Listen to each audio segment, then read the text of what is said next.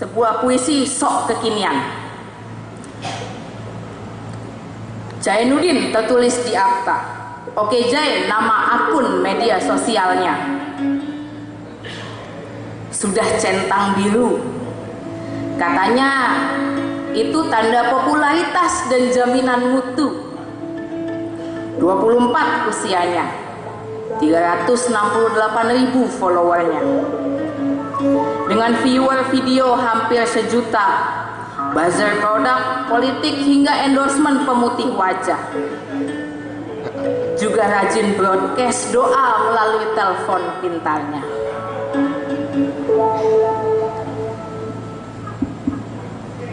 Tapi malam ini ada yang berbeda. Ini bukan malam biasa. Malam ini hatinya resah, penuh dijalari rasa bersalah. Menguapkan tanya-tanya yang ia tak tahu jawabannya. Lepas sholat isya, bergeming Jai di atas sajadah. Kedua tangannya tengadah dan ada air sedikit menggenang di sudut mata. Mulutnya qomat kamit menghafal doa. Ya Allah yang Maha Pengasih. Ia meratap lirih.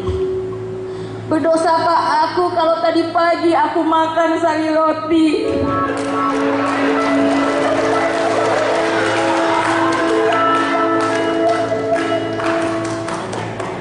Roti itu ku beli karena kasihan. Pedagangnya rentah usia 60-an.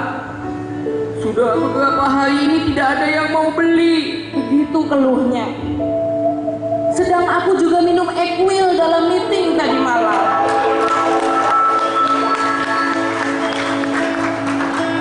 Tapi sungguh saya minum tak sampai mabuk, ia melanjutkan. Sambil jarinya menyentuh kartu anggota gerakan tolak mirasnya pelan. Jai menahan tangis, suaranya tercekat seakan habis. Ya Tuhanku, sedannya, akankah aku masuk neraka? Karena pada pacarku yang tak berjilbab aku tak pernah marah. Malah aku kagumi rambut legamnya. Sedangkan pahlawan tak berkerudung di uang rupiah, mereka bilang itu salah. Hati Jaya makin runyam, perasaan takut makin mencengkram, api neraka membayang. Ya Tuhanku yang berkuasa atas segala, rusak sudah akidahku karena aku tak sengaja pakai topi Santa minggu lalu.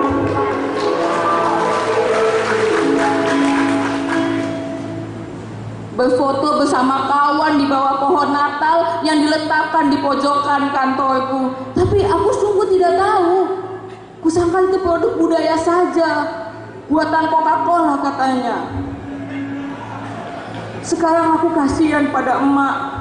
Hancur pasti hatinya lihat akidah anaknya rusak.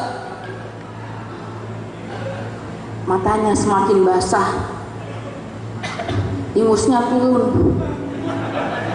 Sambil pelan menarik ingus, ia melanjutkan.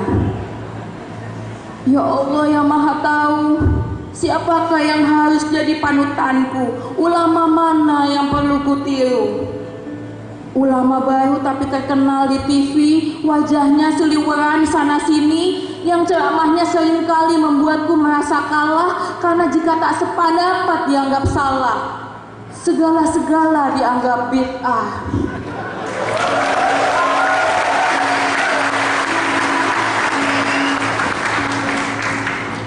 Atau kiai renta yang karena terlalu lama belajar agama dan jarang berfatwa, tak terkenal, tak masuk media. Yang dakwah-dakwahnya menenangkan, membuatku memandangmu penuh kecintaan.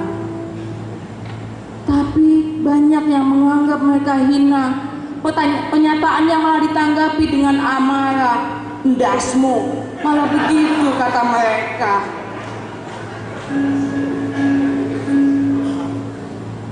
Tubuhnya mulai lelah. Tangan yang tadi tengada mulai rebah. Badannya bersandar pada dipan. Hatinya resah menanti jawaban. Tiba-tiba layar telepon pintarnya menyala. Notifikasi muncul di layarnya. Selait senyum muncul di wajahnya. Oh, mungkin ini pertanda. Bukankah Tuhan sering menjawab doa dengan tanda, dengan isyarat, simbol ataupun mimpi? Bisa jadi ini jawaban yang dicari. Hati-hati dibukanya notifikasi. Komentar dari seorang sahabatnya pada sebuah foto yang dipostingnya tadi siang. Begini bunyinya. Om, telolet om. Assalamualaikum warahmatullahi wabarakatuh.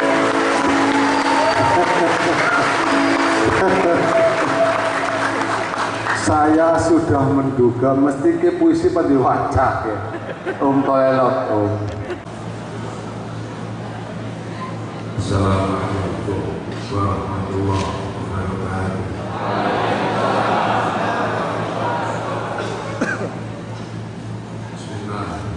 Bismillah, alhamdulillah. Wassalatu wassalamu ala rasulillah Sayyidina Muhammadin Abdillah wa ala alihi wa ashabihi wa azwajihi wa dhurriyyatihi wa ahli baitihi wa man tabi'ahum bi ihsan ila yaumil qiyamah. Para alim, para ulama, para kiai yang hadir, kalau yang tanpa dengan adanya proyek alim yang saya hormati dan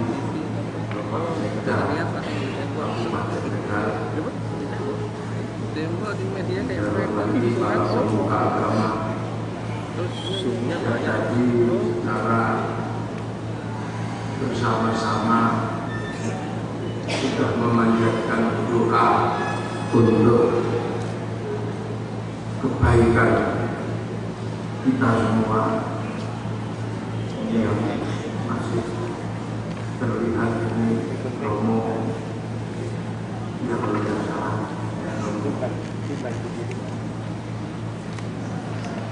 Para hadirin wal hadirat yang berbahagia,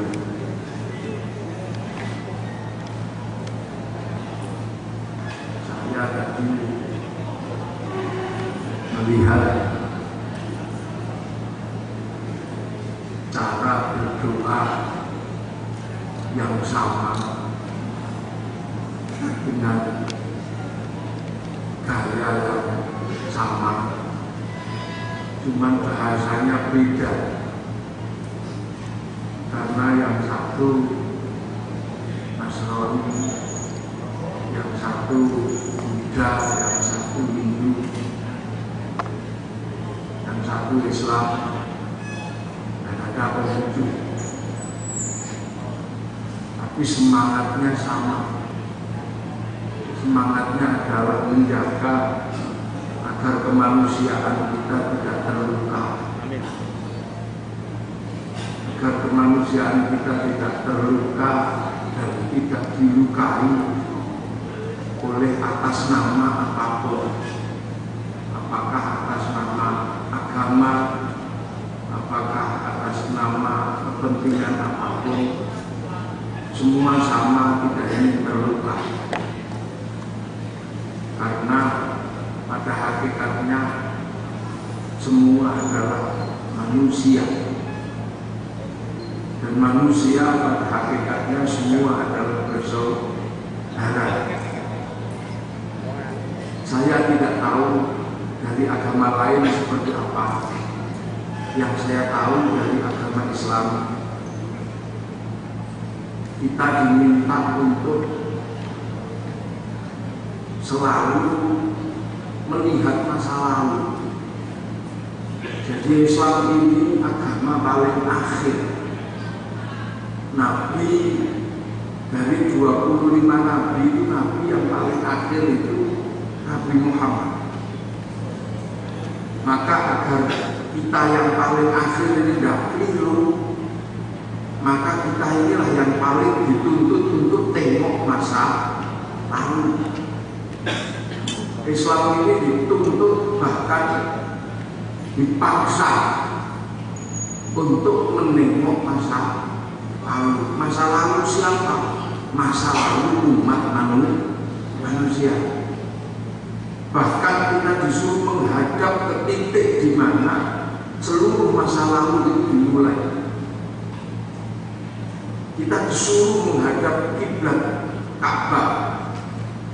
Ka'bah itu adalah titik pertama dari masa lalu umat manusia di muka bumi. Karena Ka'bah adalah petilasan yang merupakan tanda turunnya Nabiullah Adam alaihi salam, yang kemudian diabadikan oleh Allah dengan ayat Inna awwala baiti wudi'a lin-nasi lalladzi bi Bakkah mubarakah. Karena di situ Nabi Adam pertama kali turun dan Nabi Adam memberi tanda itu. Kemudian Nabi Adam dipertemukan dengan pasangannya yang namanya Siti Hawa. Kita mengenal Adam Hawa di Eropa dikenal dengan nama Adam and Eve. Ya. Ketika berdua manusia pertama ini ketemu, Allah mengabadikan agar kisah cintanya ini tidak hilang dari peradaban dunia. Maka dibikinlah tugu yang namanya Jabal Rahmah, tugu cinta. Jadi maka sampean yang muda-muda biar nggak kehilangan sejarah cinta, bikinlah tugu cinta masing-masing. Apakah berupa pilok di tebing-tebing, atau pahatan di batu-batu, atau ukiran di mejanya tukang bakso, atau di dinding kelas. Ini agar kalian punya masa lalu. Ya, di dindingnya cerita.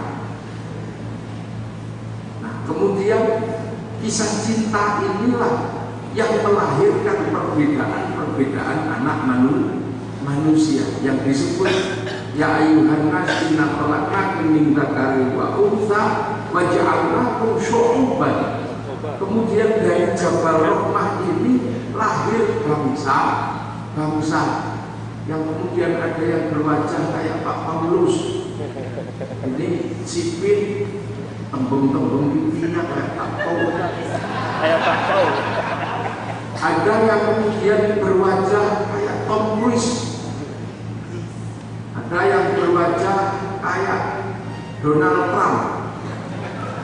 Tapi kemudian ada yang berwajah kayak Nelson Mandela. Kemudian ada yang berwajah kayak Buas Salusa. Ada yang berwajah kayak Habib Lutfi. Nah, ada yang berwajah kayak orang Tegal. Ini yang pas-pasan. Mancung enggak, Pesek enggak? pesek juga enggak. Ngangeni tapi Ini yang disebut waja'alnakum syu'uban. Kubikin kemudian dari Jabal Rahmah ini kalian beranak pinak berbangsa-bangsa. Yang saya tidak mengerti karena tidak ada penjelasan secara khusus kenapa yang pindah ke Eropa menjadi putih besar berambut merah, yang ke Arab tetap cakep dan ganteng, yang ke India gagah-gagah kayak Sabukan, nah yang ke Cina jadi kayak Pak Paulus, pipinya tembem gitu, udah tahu nih. Yang ke Afrika kenapa kemudian berubah menjadi hitam legam kayak gitu. Cuman akhirnya saya mereka-reka ini, tapi jangan dianggap sebuah kebenaran karena ini nggak ada dalilnya. Ini kamar pola kiro-kiro. Saya yang kanan. Kira-kira yang ke Eropa kenapa besar dan ganteng dan gede? Kira-kira karena di Eropa itu ada musim dingin. Sehingga kalau dibikin kecil terus kedinginan cepat mati. Besar kayak gitu. Yang ke Arab itu kenapa cakep dan ganteng? Allah membuat kayaknya di sana itu kan jalan air. Jadi kalau dibikin cakep ganteng itu walaupun nggak mandi,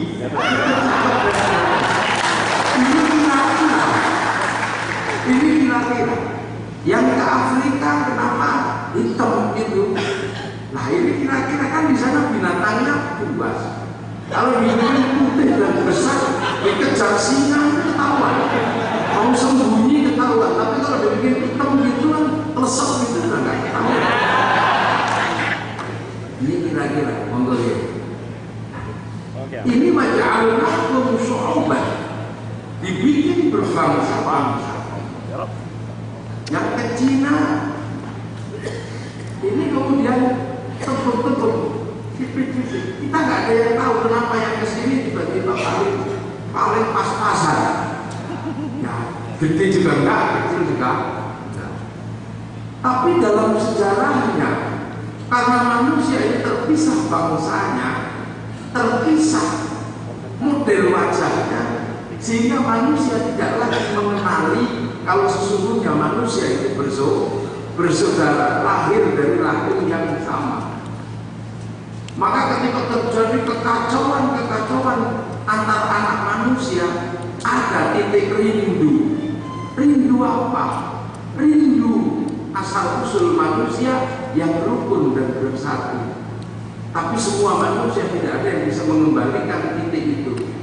Akhirnya ada seorang anak manusia yang berinisiatif mencari jejak kembali apa yang disebut dengan jejaknya Nabi Adam. Orang ini menjadi legenda dunia karena orang ini menemukan jejak asal usul manusia. Namanya Nabiullah Ibrahim alaihi salam. Dibangun. Maka ketika bertemu kembali tapak tilasnya Nabi Adam, petilasan ini dibangun kembali.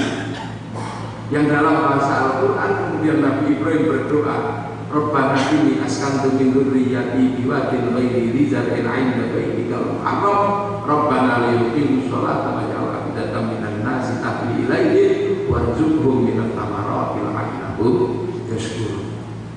Nah, Nabi Ibrahim menemukan itu.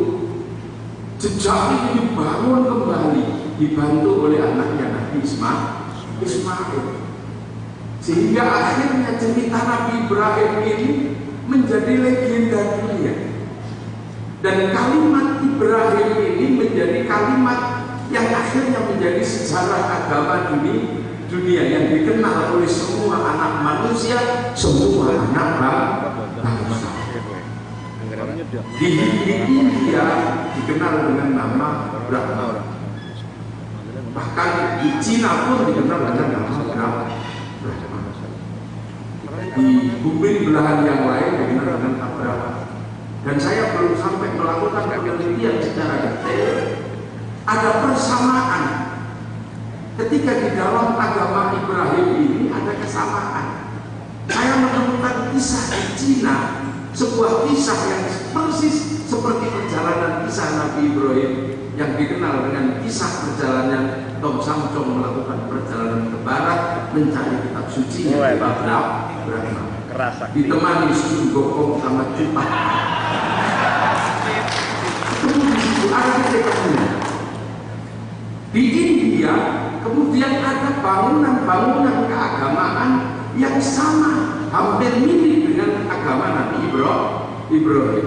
Nabi Ibrahim menemukan Ka'bah, sebuah batu ditata ulang dengan tengah bolong. Di India dibangun stupa, tumpukan batu tengahnya bolong. Nabi Ibrahim menemukan jejak Nabi Adam ketemu dengan Siti Hawa yang dikenal dengan nama Jabal Rahmah, sebuah tugu cinta. Di India kita temukan sebuah tugu yang dikenal dengan nama Linggayoni. Air suci Zam-Zam, ditemukan juga cerita tentang air, yaitu sumber Kailash yang merupakan sumber sungai Gangga, sungai Yamuna. Perjalanan Nabi Ibrahim menghasilkan penyembelihan putranya, kita temukan hari raya Gadri di agama Hindu. Perjalanan dengan kain selempang kita temukan di agama Buddha dan di agama Hindu, bahwa perjalanan spiritual tidak boleh menutup seluruh tubuh. Setiap perjalanan suci berakhir dengan memotong rambut. Kita temukan tahallul di Islam dan kita temukan dalam agama Hindu Buddha gundul. Cuman batu irengnya yang agak beda. Kalau untuk Buddha ini 12 biasanya ya. Orang Buddha habis dibunuh hitamnya 12 kalau nggak salah. Saya itu ketika saya lihat film Kungfu. Saya kesal. Nah di Islam ada hitam kadang batu itu kan benar-benar salafi. Ada kesamaan pada masa lalu. Dan Nabi Ibrahim kemudian punya hak prerogatif menentukan sejarah agama dunia. Karena Nabi Ibrahim punya hak minta kepada Allah agar kedua anaknya diangkat menjadi nabi, yaitu Nabi Ishak sama Nabi Ismail. Nabi Ishak kemudian punya anak namanya Yakub atau dikenal dengan nama Israel. Yakub punya anak 12 dikenal dengan nama Bani Israel. Dari Nabi Yakub inilah Bani Israel melahirkan keturunan hebat. Salah satu keturunannya ada yang bernama Musa atau lebih dikenal dengan nama Moses. Musa punya kitab namanya Taurat, menghasilkan sebuah agama besar yang sampai hari ini ada namanya Yahudi.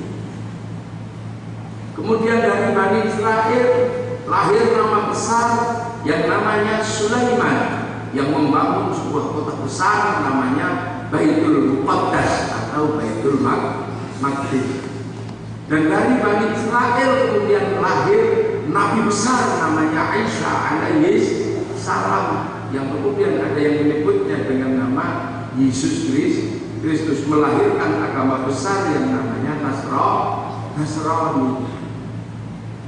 Nah, maka jangan heran kalau kemudian Yahudi Nasrani ini suka ikut di Palestina, karena itu tinggalan nenek moyang. Berebut sawah adalah rebutan antar keluarga, tapi kalau rebutan pematang biasanya rebutan bersama tetangga. Nah ini secara besar. Nah, kemudian akhirnya anak keturunan Nabi Ismail alaihi salam ada yang diangkat jadi nabi, namanya Nabi Muhammad sallallahu alaihi wasallam. Nah, Nabi Muhammad sallallahu alaihi wasallam karena keturunan Nabi Ibrahim dari istri Siti Hajar, maka menempati tempat Makkah, karena Makkah adalah petilasan Nabi Ibrahim dengan Siti Hajar. Sehingga Nabi Muhammad berada di Makkah. Ini yang kemudian di dalam tradisi Islam, karena betapa besarnya jasa Nabi Ibrahim, akhirnya bekas telapak kakinya diabadikan dengan nama Maqam Ibrahim. Tempatnya Nabi Ismail dikenal dengan Hijr Ismail. Perjalanan suci Siti Hajar dikenal dengan Sofa Marwah. Ini. Nah, begitu ketemu Nabi Muhammad membangun sebuah agama besar, namanya agama Islam. Yahudi, Nasrani, dan Islam. Karena bumi yang dipijak adalah sama, lama-lama ketemu dalam kehidupan sehari-hari. Disitulah maka kemudian Rasulullah ketemu dengan Yahudi dan Nasrani, dan Rasulullah membangun kesepakatan yang namanya Piagam Madinah. Ada yang ikut Piagam Madinah, tapi ada yang berkhianat dari Piagam Madinah. Ini bukan masalah agama, ini urusan manusia. Yang berkhianat dikenal dengan Banu Nadir, Banu Quraiqah, dan Banu Quraiqah. Maka kemudian disitulah kita bisa lihat ada kelompok-kelompok yang tidak bisa diajak. Maka Rasulullah menunjukkan kebesaran jiwanya, karena walaupun tidak mau diajak bersama sebagai saudara, tetap didoakan. Maka setiap akhir sholat ada doa untuk keturunan Nabi Ibrahim. Kama shallaita ala sayyidina Ibrahim wa ala ali sayyidina Ibrahim.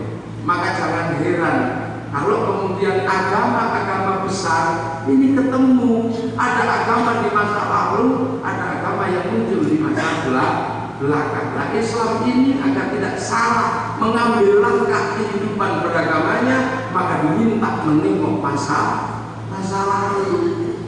Dan ketika menengok masa lalu, semua orang akan tahu masa lalu adalah jembatan untuk meminang masa depan.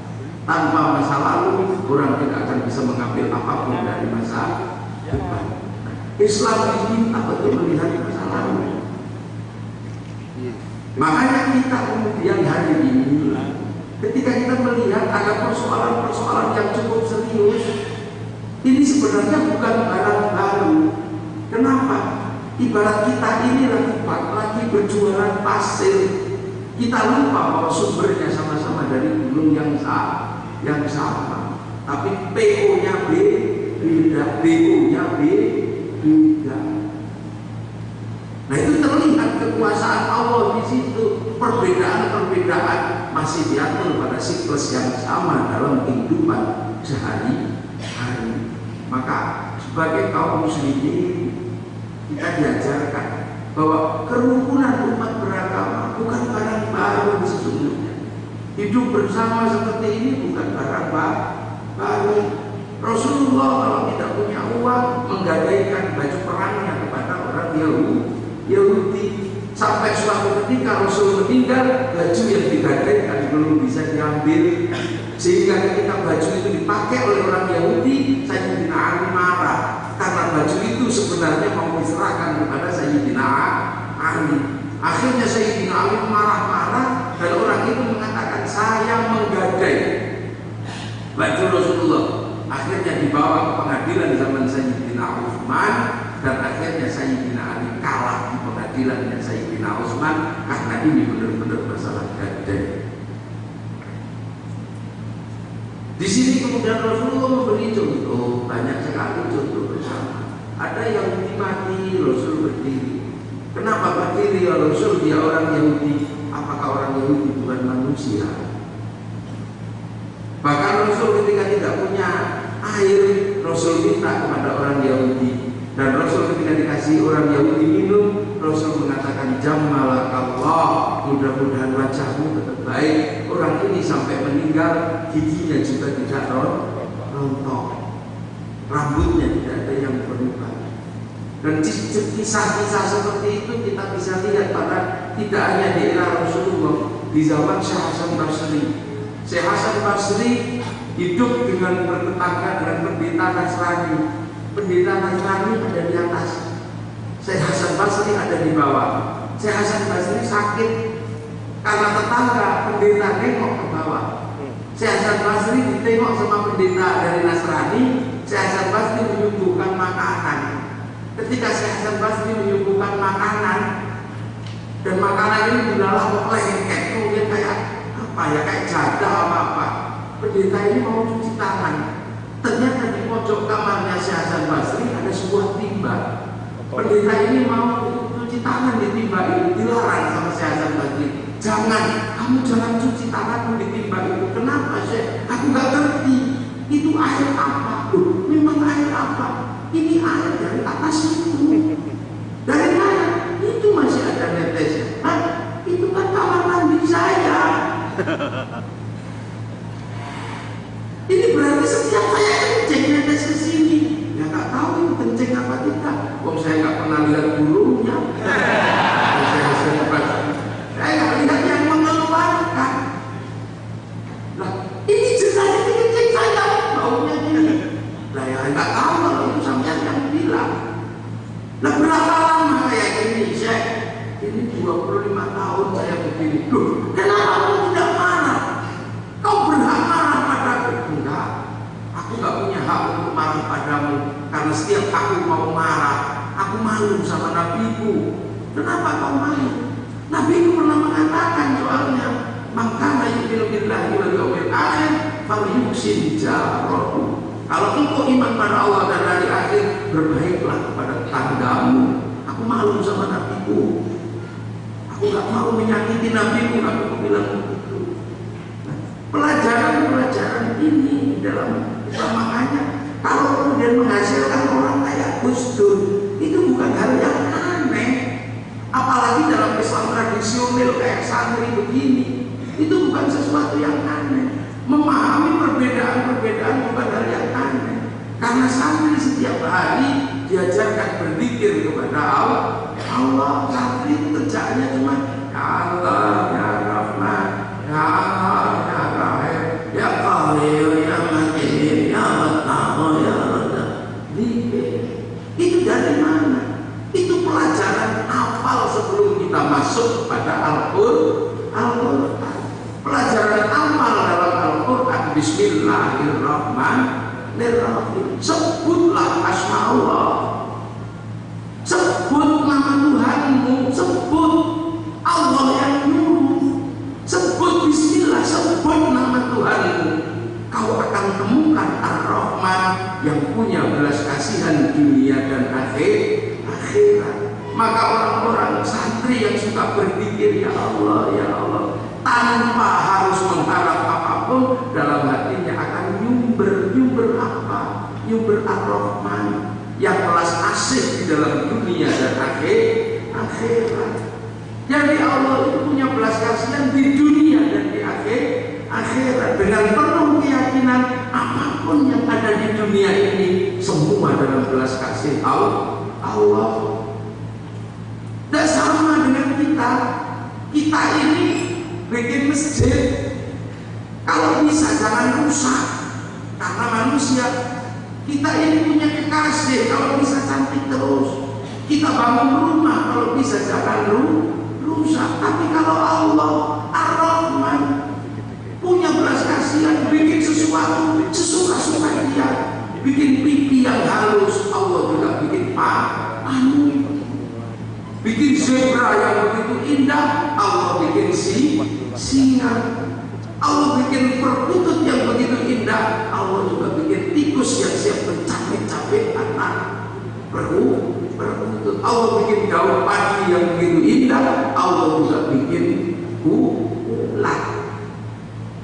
Apakah engkau akan marah ketika ulat makan daging, makan apa?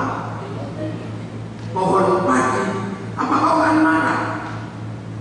Kau tidak perlu marah, cukup singkirkan saja dari situ. Terserah kamu menyingkirkan pakai apa. Begitu juga manusia. Apa kau akan marah sama orang Nasrani ketika orang Nasrani juga ada di dunia ini? Apakah kau akan marah sama Pak Paulus? Pak Paulus juga di dunia ini. Berarti Pak Paulus mendapat belas kasih Allah Subhanahu wa Ta'ala. Makanya hidup ini bagi santri adalah sesuatu yang biasa-biasa saja, ketemu dalam perbedaan. Islam ini agama yang dikatakan paling baik, tapi kebaikan Islam tidak sempurna kalau tidak bersama yang lain. Kita umat Islam tidak sempurna kebaikan umat ini kalau tidak bersama yang lain. Kita pergi haji tidak sempurna kalau tidak berkawan dengan Yahudi dan Nasrani. Karena pergi haji mesti naik pesawat. Yang bisa bikin pesawat adalah saudara tua kita yang namanya Yahudi dan Nasrani, karena dia lebih dulu pegangan Taurat sama Injil. Kalau sampai tidak berkawan dengan Yahudi dan Nasrani, apakah sampai mau pergi haji lagi? Jalan kaki, karena Pak Habibie suruh bikin pesawat ya nggak jadi-jadi. Karena Pak Habibie bikin pesawat kasih nama Tetuko, sing teko ora tuku-tuku, sing tuku ora teko. Ketika kita menikahkan anak-anak kita, ya ketika kita menikahkan anak-anak kita begitu bangga karena sedang beribadah. Tapi ketika kita menginginkan anak-anak kita menjadi lebih cantik, kita pasti butuh orang-orang Prancis yang pintar bikin bedak, pintar bikin parfum. Karena orang Tegal sudah gak percaya sama bedak Tegal, beras dideplok ya belum dengar. Hari ini kita bisa berbangga karena kita bikin acara seperti ini. Saya bisa ngaji di sini, bertemu dengan semuanya. Tapi itu tidak lengkap kalau tidak ada yang bikin speaker ini. Yang bikin speaker ini ternyata juga ternyata orang Jepang. Maka kita dikasih bekal oleh para ulama, mayuridillahu bihi khairan yufaqihu fiddin. Siapa yang dikehendaki baik oleh Allah, maka dia dikenalkan dalam urusan agama, dikasih ngerti. Kalau ngaji di pondok khairon itu nakiro, maknanya khairon kamilan, kebaikan yang sempurna. Nah, sempurna itu hanya milik Allah. Manusia gak bisa sempurna. Manusia butuh yang lain. Saya ngaji di sini sepertinya yang paling baik, tapi ketika dilihat saya bukan yang terbaik. Kalau tidak ada yang duduk di situ, kalau nggak ada yang duduk di situ, saya ngaji di sini adalah ibarat betul jamu. Nah, kebaikan ini kemudian menjadi lebih indah ketika saya punya baju nih, ketika saya punya baju dan ternyata baju saya harganya tidak terlalu mahal, kainnya tidak lebih dari 50.000. Ternyata begitu saya lihat ini buatan Sritek, ternyata Sritek adalah punyanya teman-teman Tionghoa di Solo. Nah, yang pakai peci putih itu ternyata made in China. Sendal ini ternyata nggak tahu di made in mana ini. Duh, nggak bisa. Kalian tenang di situ karena makan. Kalian tidak bisa mengatakan saya tidak perlu bersyukur kepada yang lain, berterima kasih pada yang masak karena saya beli. Kami harus berterima kasih pada yang masak. Nah, disitulah sebenarnya kostum. Maka kostum itu paling tidak suka. Kalau agama kemudian dipakai untuk dorongan politik, dorongan agama, Gus Dur paling tidak suka. Kenapa? Karena ini pasti membawa Tuhan berpolitik. Gus Dur tahu makanya indah saja ketemu dengan siapapun, ketika Bismillah ketemu dengan Ar-Rahman. Gus Dur ini kebetulan paham betul urusan agama. Makanya Gus Dur itu pernah memimpin Nahdlatul Ulama. Dan kita harus ingat, kalau orang NU pasti tahu, NU pernah hampir saja tabrakan sama negara. Kapan? Ketika Pak Harto bikin apa? Fusi partai. Nahdlatul Ulama masuk dalam sebuah partai yang di situ sedang tidak cocok dengan NU. Waktu itu bongkok-bongkokan ditarik. Para ulama oleh Pak Harto hanya dijadikan seperti daun salam. Daun salam itu kalau masak nggak sedap kalau nggak ada daun salam. Tapi begitu matang daun salamnya dibuang duluan. Sampai kiai di Jombang itu ada yang marah dengan Pak Harto. Para hadirin, kalau Anda mau ke Ka'bah mau apa? Mau haji, mau tawaf. Kalau keringin mau apa? Isi. Oh, nah, bisa santri ini sedang dihadapkan dengan kekuasaan waktu itu. Pak Harto bikin kekuatan baru namanya Asas Tunggal Pancasila. Nah, Asas Tunggal Pancasila ini sangat mencolok. Kenapa? Karena ketika bikin Asas Tunggal Pancasila, Pak Harto secara bersamaan waktu itu apa? Bikin sebuah kelompok strategis namanya CSI. Yang di situ ada Biantun, ada Harican Silala. Kemudian mengganti M. Yusuf dengan Beni Murdani. Ini sudah lengkap kan? Berarti Pak Harto waktu itu sudah sangat tidak setuju dengan ulama, sangat jauh dari ulama dari kiai. Maka jenderal Watolik waktu hampir marah, udah ketulik, mengangkat apa lembaga strategis. Ini dia udah hampir marah ini sama Pak Harto. Nah, di belakang yang penumpang gelapnya sama kayak peristiwa 411 sama 211. Ada kepalanya, ada yang dorong di belakang, hantunya ada. Waktu itu juga ada hantunya adalah DITI dorong gini. Gus Dur mikir ini kalau sampai santri berhadapan dengan negara, sendi-sendi yang dibangun oleh santri mulai dari ukhuwah ini bisa jebol. Maka Gus Dur kemudian meminta kepada Kiai Ahmad Siddiq tolong kuatkan kembali ukhuwah waqamiyah, ukhuwah basyariyah, ukhuwah Islamiyah. Ukhuwah basyariyah dilandaskan kepada ya ayyuhan nas inna khalaqnakum min dzakarin wa untha.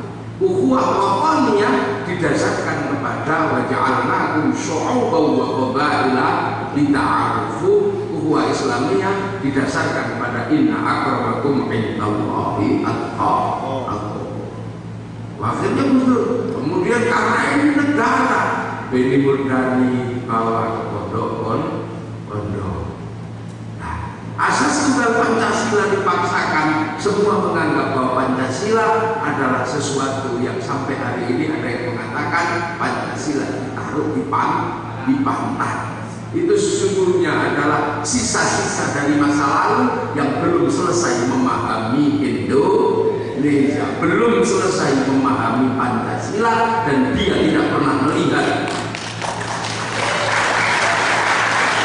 Dan orang ini tidak pernah melihat bahwa Pancasila adalah syarat dengan bahasa agama.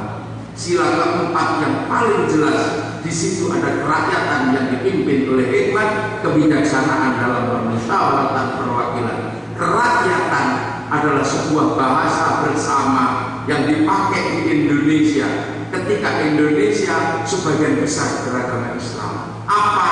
Rasulullah mengatakan kullukum ra'in wa kullukum mas'ulun an ra'iyyati. Kalau demokrasi dan negara Indonesia didirikan dengan bahasa yang lama, hamba, raja, kawulo, gusti, bangsa ini tidak akan pernah bisa berdiri. Maka adaptasi yang paling pas adalah bahasa Rasulullah Muhammad Sallallahu Alaihi Wasallam, kullukum ra'in wa kullukum mas'ulun an ra'iyyati. Dan bahasa ra'iyyah diadaptasi menjadi bahasa negara rakyat. Hanya orang bodoh yang tidak pernah bisa melihat. Hanya orang buta hatinya yang bisa melihat ini. Kalau Gus Dur cuma buta mata, ini buta hati yang bisa melihat. Yang dipimpin oleh hikmah. Hikmah itu adalah bahasa Al-Quran. Apa? Kebenaran yang dijalankan terus-menerus sampai menjadi sebuah yang lazim, menjadi sebuah kebenaran masyarakat. Hikmah. Dalam permusyawaratan, siapa yang mengatakan musyawarah bukan bahasa Al-Quran? Wasyawirhum fil amr. Perwakilan, siapa yang menganggap bahwa al-wakil bukan bahasa Arab? Siapa yang menganggap wakil itu bahasa Jawa? Orang yang mengatakan Pancasila bukan dari Islam, bukan dari Rasulullah, pasti orang ini tidak pernah melihat. Mungkin orang ini buta.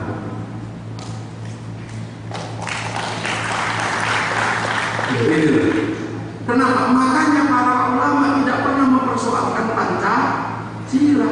Ketuhanan yang Maha Esa, seluruh yang hadir bertuhan yang Maha Esa. Kemanusiaan semua yang hadir tadi mewakili kelompoknya masing-masing, pengen kemanusiaan tegak di Indonesia. Persatuan siapa yang ingin bercerai-berai? Kerakyatan yang dipimpin oleh hikmah dalam permusyawaratan, siapa yang tidak ingin bermusyawarah? Keadilan sosial, siapa yang tidak ingin berkeadilan dan kesosialan? Tapi bangsa Indonesia yang harus diingat, kenapa masih ada sebanyak persoalan? Ini bangsa terdiri dari beberapa macam bangsa, dipikul oleh satu negara. Eropa satu bangsa, dipikul beberapa negara. Cina satu bangsa, dipikul beberapa negara. Arab satu bangsa, dipikul beberapa negara. Tapi ini beberapa bangsa dan suku dipikul oleh satu negara. Masalahnya sangat berbeda. Kami sangat kompleks di sini. Ini bangsa dilindungi oleh undang-undang Allah, wa ja'alnakum syu'uban wa qabaila. Kalian laki-laki dan perempuan dilindungi oleh undang-undang Allah. Ya ayyuhan nas inna khalaqnakum min dzakarin wa untha. Dan mencoba untuk memahami ini semua, kalian dilindungi oleh Allah. Lita'arufu, agar kalian saling mengerti, bukan saling mengenal. Kalian mengenal tikus, aku ingin mukul kepalanya. Tapi kalian harus saling mengerti. Pengertian itulah dasar letak kenapa kita akan menjadi orang yang bertakwa.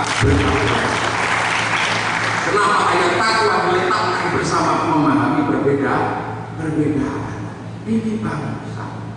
Makanya Gus Dur kemudian mengambil. Ini harus diterima karena ini kesepakatan bangsa. Persoalan dengan Pak Harto, Gus Dur tetap bersikap secara politik, tidak kemana-mana, tapi berada di mana-mana. Akhirnya santri tidak jadi bertabrakan dengan negara, tapi akhir-akhir ini ada orang-orang bodoh yang mencoba membawa agama menabrakkan dengan bangsa dan negara. Sholat subuh jadi alasan untuk nabrak negara, sholat Jumat jadi alasan untuk nabrak negara. Apa tidak ada cara lain selain itu? Kalian bisa berdemonstrasi, kalian bisa tunjukkan kekuatan, ribuan spanduk bahkan jutaan spanduk bisa kalian bentangkan. Kenapa kau bawa agama? Apa tidak belajar dari Timur Tengah? Apa tidak belajar dari negara-negara yang lain? Belajarlah. Kalau kamu tidak mau belajar, menyingkirlah dari Indo.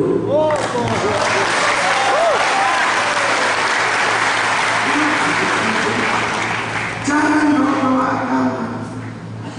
Kalau kamu tidak suka, demonstrasilah. Demonstrasilah. Monas masih luas, depan istana masih luas, tapi tolong dulu santri membawa agar bangsa dan negara tidak ditabrak oleh agama. Kenapa sekarang kalian tidak belajar? Semakin kecilkah pikiran kalian? Ini yang kita tidak suka. Sekarang terus semua apa yang ada di Indonesia dijelek-jelekkan. Tidak ada baiknya bangsa ini. Semuanya jelek, punya Pancasila jelek, punya merah putih jelek, punya tentara jelek, punya polisi jelek, punya kiai jelek. Yang baik siapa? Gundul. Kenapa semuanya jelek? Belajar bangsa ini pernah dibawa ke kanan oleh Masyumi dan BIT ini tidak bisa. Pernah dibawa ke kiri oleh PKI, tidak bisa karena nasib bangsa ini memang di tengah-tengah yang dari dulu milik semua bangsa. Ini bangsa Indonesia. Makanya kemudian Pak Harto merasa bahwa oh ternyata Gus Dur tetap berbicara bangsa walaupun berbeda politik.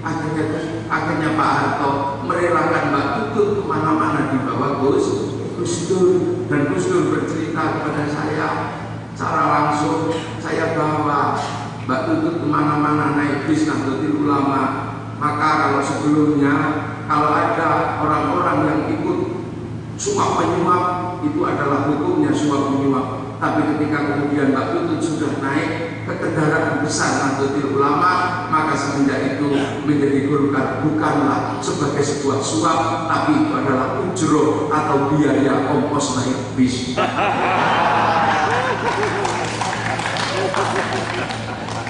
Itu adalah ongkos naik bis. Tapi Gus Dur pintar, karena Pak Harto harus dikasih pelajaran, tapi memberi pelajaran bukan dengan agama, tapi memberi pelajaran dengan kekuatan politik baru, kekuatan politik yang tenggelam dibawa naik oleh Gus Dur. Apa? Bu Mega dibawa masuk ke bis bersama Mbak Tutut. Akhirnya di dalam bis itu Mbak Tutut sama Bu Mega yang cakar-cakaran, Gus Dur tidur ngorok. Meledaklah peristiwa 27 Juli tahun 96. Akhirnya yang bertabrakan adalah politik dengan politik, bukan politik dengan agama.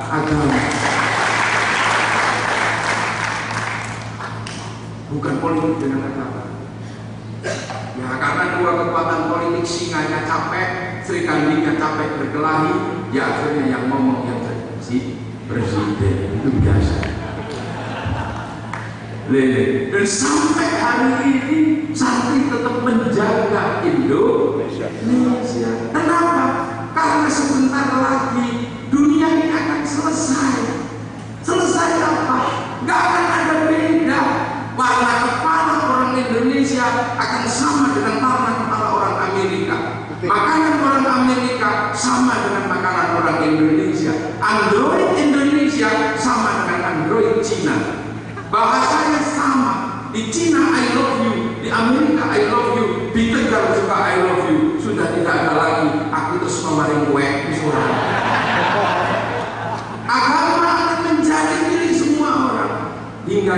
terakhir Allah yang mengatakan waja'alnakum syu'uban, bangsalah yang akan membedakan manusia.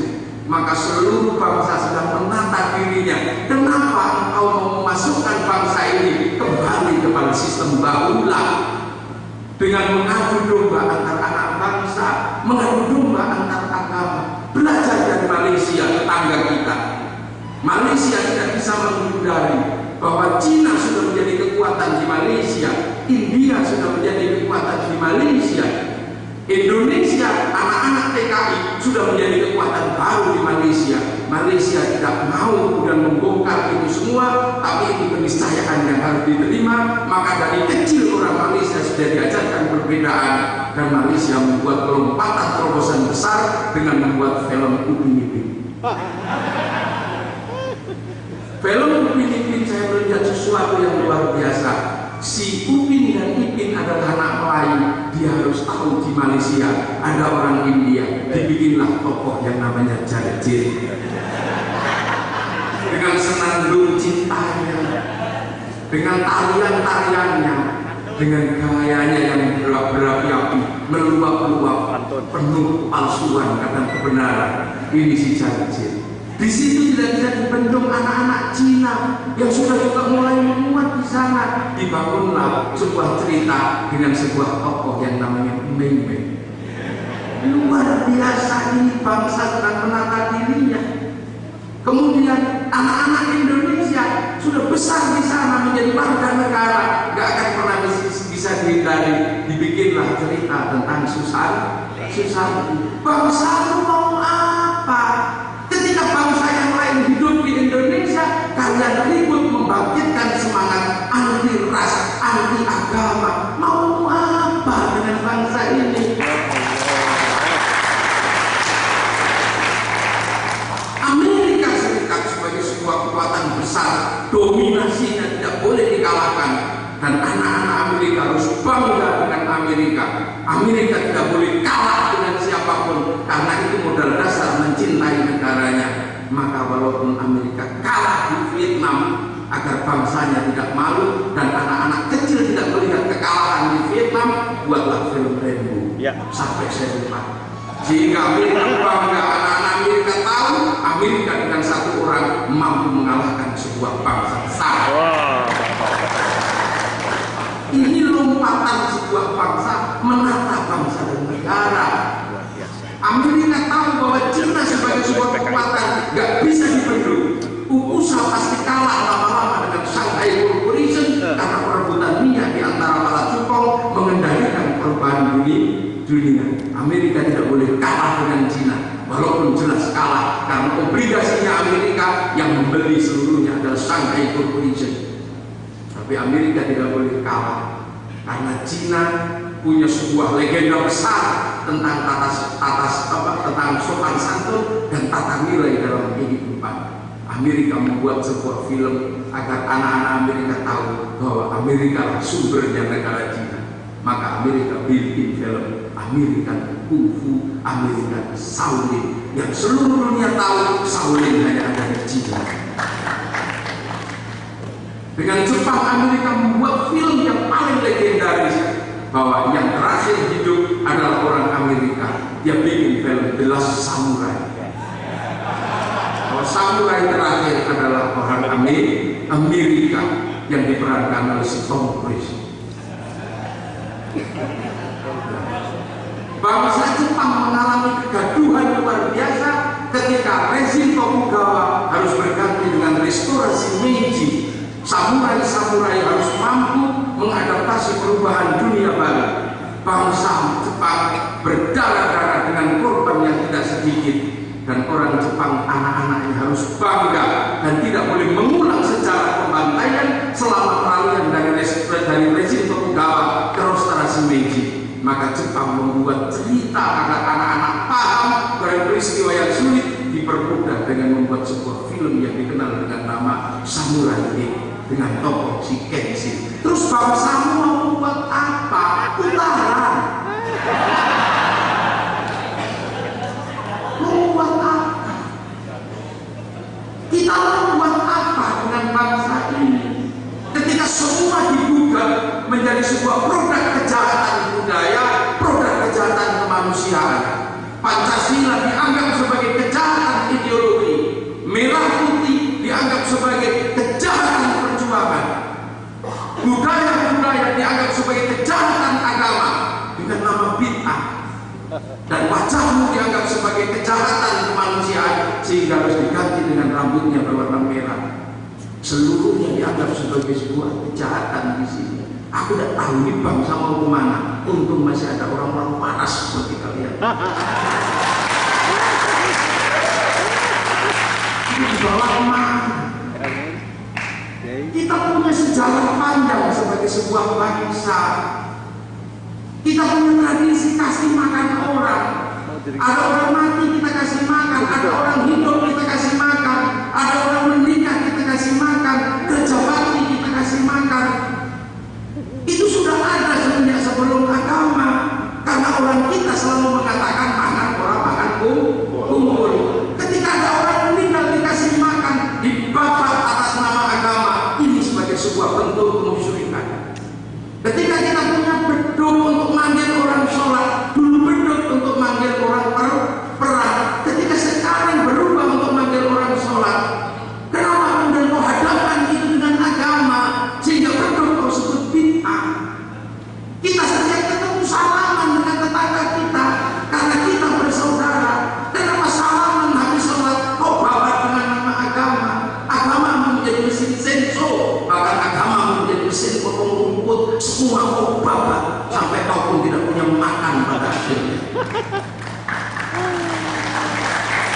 Ini bangsa dan negara. Mari, kalau kaum muslimin sudah bergerak seperti itu, mari yang Tionghoa bergerak. Ini bangsamu juga. Yang Katolik ini bangsamu juga. Mari kita bergerak secara bersama-sama, bersatu padu. Demi apa? Demi bangsa dan negara. Agama boleh kalian pindah sesuka hati, makanan kalian boleh pindah sesuka hati, tapi bangsa kalian tidak bisa pindah sesuka hati karena ini akan Tuhan. Yang lain sedang penantang. Agama mari kita jadikan alasan bersaudara. Dulu nenek moyang kita, ayam bisa menjadi landasan persaudaraan, dihadirkan utuh, dimakan secara bersama-sama. Ayam bisa melandaskan persaudaraan.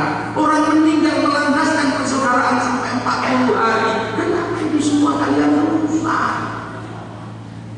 Sholat melandaskan persaudaraan, yang masih di sawah ditunggu sehingga sholat duhur mestinya jam 11:30, menunggu yang di sawah sampailah sholat itu 11:30. Kenapa kalian bapak dengan sholat di tempat di awal waktu yang selalu kalian sebut itu bid'ah? Biarlah itu cara kami. Nah ini sebuah bangsa. Nah Gus Dur tahu itu. Kenapa? Gus Dur lahir dari rahim santri, dan santri adalah salah satu pendiri bangsa Indonesia. Yang tidak punya nalar santri menganggap Indonesia adalah sebagai produk kesesatan ideologi. Kenapa? Karena mereka waktu itu tidak ada di Indonesia. Ini masalah. Makanya kalau keributan sekarang yang terjadi, ini sebenarnya orang yang mengajak mundur bangsa Indonesia, menggunakan senjata agama untuk kepentingan politik. Yang lain sedang menjauhkan agama dari politik, ini agama dijauhkan, dihadirkan dalam perebutan kekuasaan. Jangan, Gus Dur belajar dari situ. Ya. Semua tahu ini bangsa memang paling berat keberadaannya karena memikul beberapa bangsa dengan pikulan satu negara. Maka tolong saudara-saudara saya yang Islam, tidak usah pusing, ya. Apalagi yang santri, tidak usah ribet. Ada perbedaan-perbedaan, sudahlah, itu biasa. Tapi kalau sudah menyentuh hajat hidup kurang banyak, sudah menyentuh wilayah Pancasila, sudah wilayah hajat bersama, kita tidak boleh diam. Sudah menyangkut merah putih, kita tidak boleh diam. Kalau masih masalah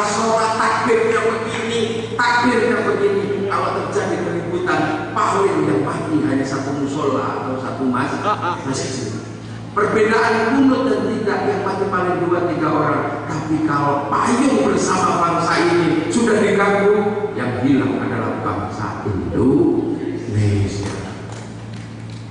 Tidak sadarkan itu. Dan inilah makanya sampean kalau di Jabal Rahmah, lihatlah itu awal manusia.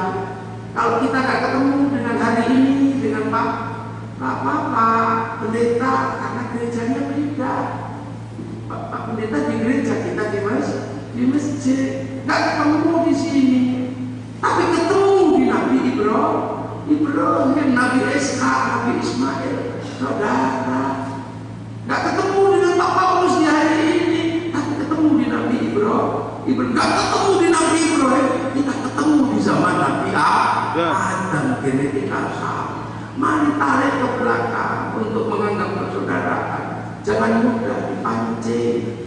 Ini ada orang-orang yang memang lagi iseng. Bangsa ini memang lagi gandrungnya membicarakan agama. Pembicaraan agama di Indonesia adalah pembicaraan terbanyak di dunia, dan kita hari ini overload berbicara agama.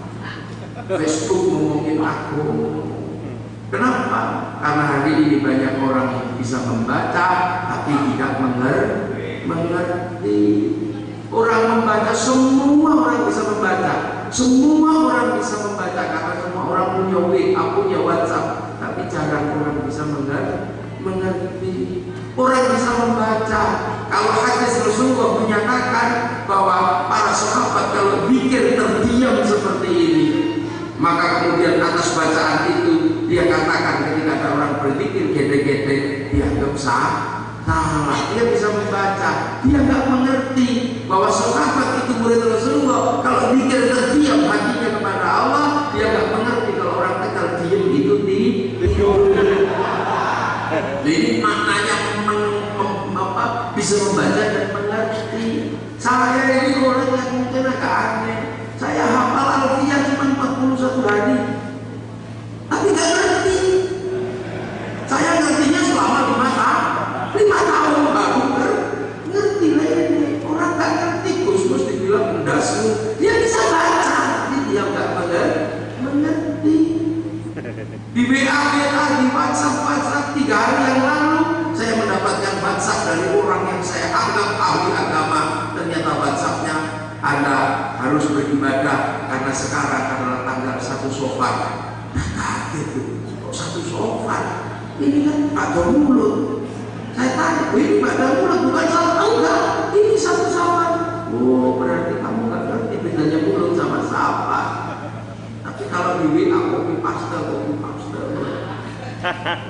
Saya ingat kemudian dengan cerita saya Jalaluddin Rumi tentang burung beo. Ada burung beo dipercaya betul sama juragannya. Saking cintanya juragan itu sama burung beonya, sehingga apapun yang dilakukan oleh juragan itu mempercayakannya pada burung beo. Pada satu ketika sang juragan pergi haji, burung beo karena kupas lain apa saja dia tata minyak wangi. Akhirnya minyak wangi ada 5 botol yang pecah. Kemudian yang juragannya pulang. Ketika juragannya pulang, orang ini burung beo ditanya, siapa yang memecahkan botol minyak wangi saya? Burung beo dengan bangga menyatakan, saya tuan. Langsung juragannya marah, kepala burung beo itu diduduki sampai budak. Akhirnya burung beo menyesal dan tidak pernah berbicara lagi karena merasa memecahkan 5 botol minyak wangi. Tahun kelima, juragannya ini kedatangan tamu temannya sesama juragan, dijamu makanan. Ketika selesai dijamu makanan, tamunya ini kegerahan, maka imamahnya dibuka dan budak semua. Akhirnya si burung beo berpikir, nah kalau saya 5 botol aja budaknya segini, nah kalau yang ini berapa botol budaknya? Tiba-tiba burung beo turun ke bawah, berapa botol kamu? Si juragannya lalu berapa botol. Jadi si burung beo menganggap bahwa setiap budak adalah karena memecahkan botol. Ini cerita dari itu. Makanya agama ini kalau kita bisa mundur dikit itu enak, tak ribut. Mundur dikit enak. Nah ini agama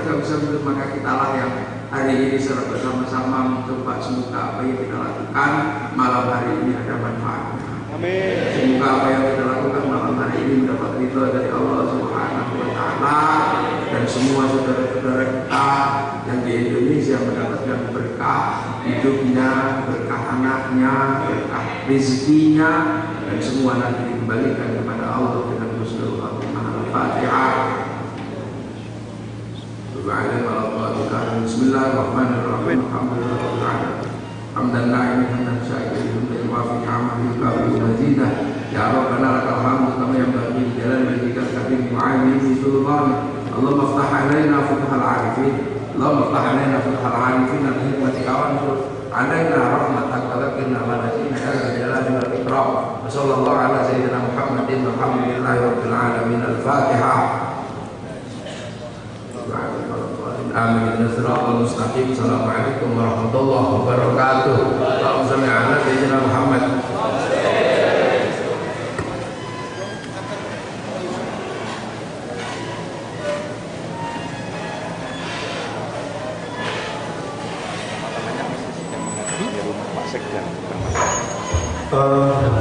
Terima kasih semuanya.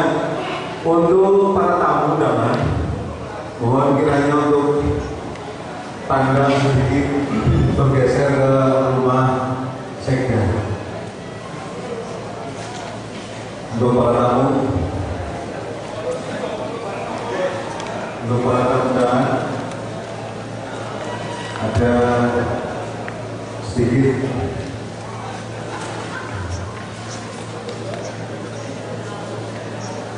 dan terima kasih kepada semuanya. Mudah-mudahan tampilan acara pada kesempatan malam hari ini membawa manfaat yang besar untuk kita semuanya, terutama warga masyarakat Kabupaten Tegal, aman, damai. Allah akan diselenggarakan kegiatan maulid yang nanti akan dihadiri oleh Maulana Habib Lutfi bin Yahya dari Pekalongan di Pondok Pesantren Ma'hadul Talabah Kebakan malam minggu besok. Jadi untuk diberitahukan pada malam minggu depan, insya Allah